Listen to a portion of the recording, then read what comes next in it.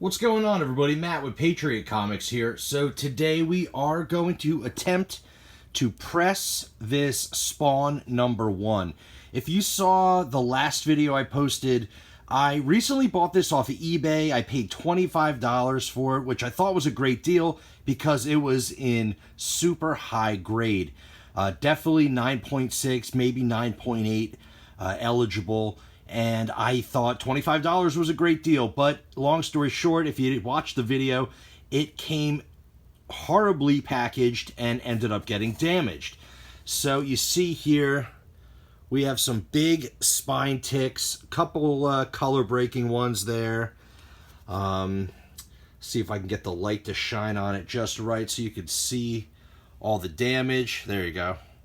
So a handful of spine ticks and wrinkles and creases on the spine. That's pretty much the only damage. So we're going to attempt to press this in my heat press and see if that fixes any of the damage. So what I did was prep the book for pressing.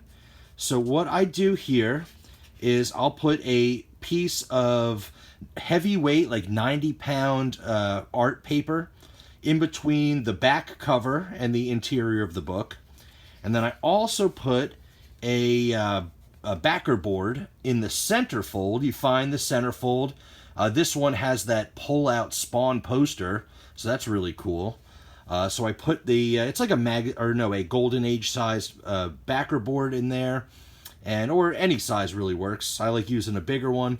And then another piece of heavyweight paper in between the front cover and the interior of the book. So we're going to go over to the heat press and I'll show you what I do over there. Alright, so here's my workbench. I have my heat press here. This is a 15 by 15 inch clamshell heat press. They're actually meant for doing like iron-on t-shirts and things like that. But everybody in the comic industry uses these types of heat presses to press comics as well. This is one I got off of Amazon. The company or the brand here is Better Sub. It was about $150 on Amazon. Also, I have a little humidifier that I use for older books to put a little bit of moisture that helps get all the wrinkles out and everything.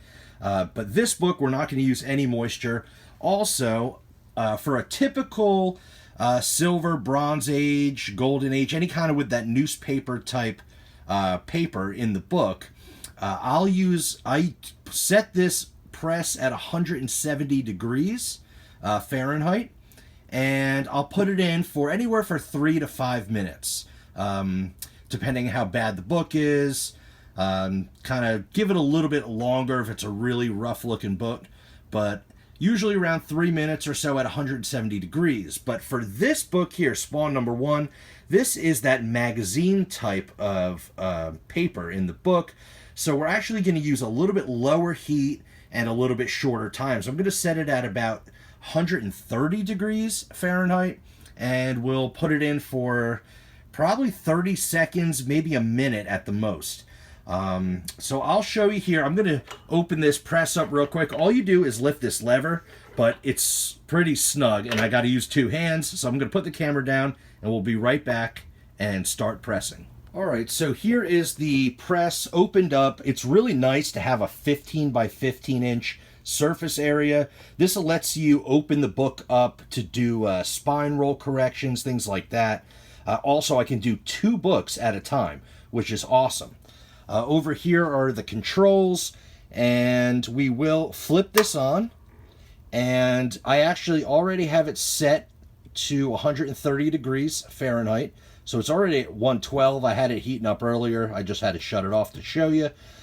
So this will heat up to 130. Also has a timer on it, but I'm going to only do it for about 30 to 45 seconds with the heat.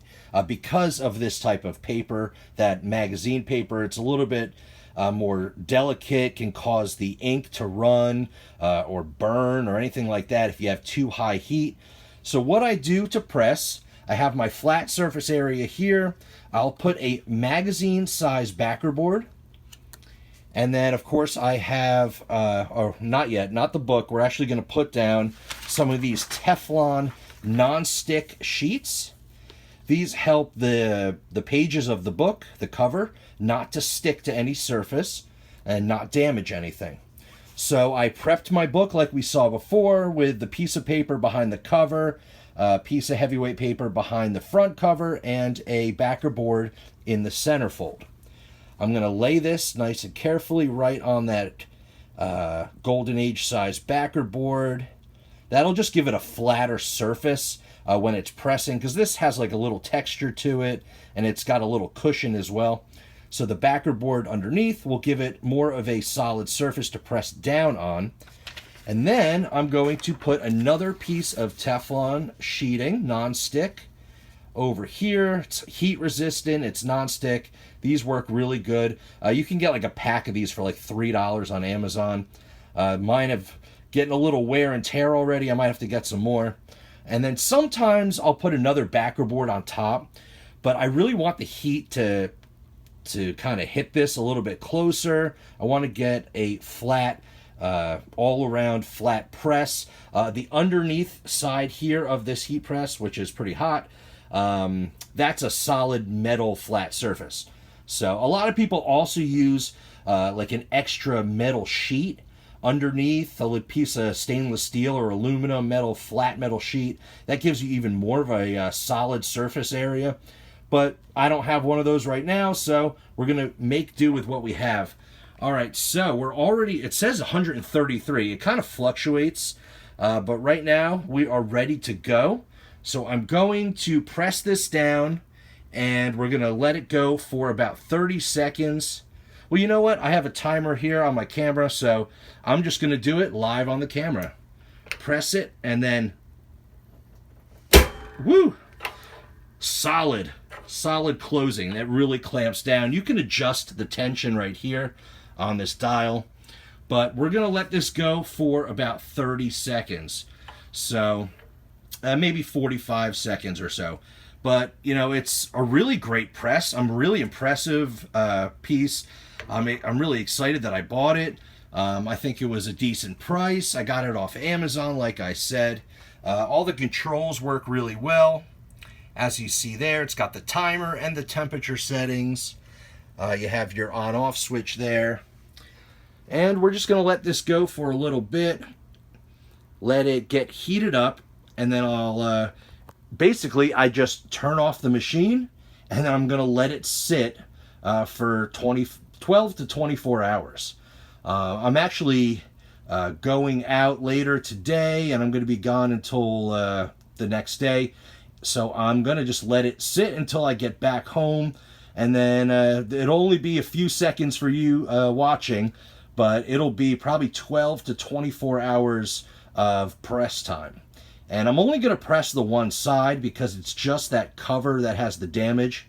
And that's pretty much it. So I'm going to let this go for just a couple more seconds. I'll turn off the machine, and then we'll come back and see what kind of results that we get from this heat press. All right, so we're back now, and we pressed the book, and I let it sit in the cold press for over 24 hours just to give it the full flattening as much as we could. As you see here, the book definitely looks much better. Everything is nice and smooth and flat, but we still have those color-breaking spine ticks. There's those big ones up the top. You see there's two big ones, two little ones on either side. There's a little dent, little smush on the corner as well. There's a couple other spine ticks, some color breaking. There's about 10 or so ticks on the spine, which is really sad because this originally, before it got damaged in shipping, looked to be pretty nice. As you see, the press works really well. I mean, this book presents much nicer than it did before. Of course, you can't perform miracles with the press. You know, you're not going to take out those heavy color-breaking spine ticks. You know, you can't make it perfect once it was damaged. But I'm very happy with the way it looks now. Of course, it was unfortunate to get some damage in shipping on this really awesome Key Spawn book. First appearance of Spawn, #1. And that's pretty much it. So that is how I press books. We did a little example here, which, you know, I'll do some more videos in the near future of me pressing different books. We'll check out some other techniques that I do, but we just did a quick little press just to see if we could fix that spine ticks on that Spawn 1 and just make it look a little bit nicer. So that's the video for today. I hope you enjoyed watching. Smash that like button if you enjoyed what you saw. Subscribe to the channel if you want to see more videos all about comic book collecting. And don't forget to ring the notification bell so you can see when I upload my next video. And as always, I'll see you on the next one.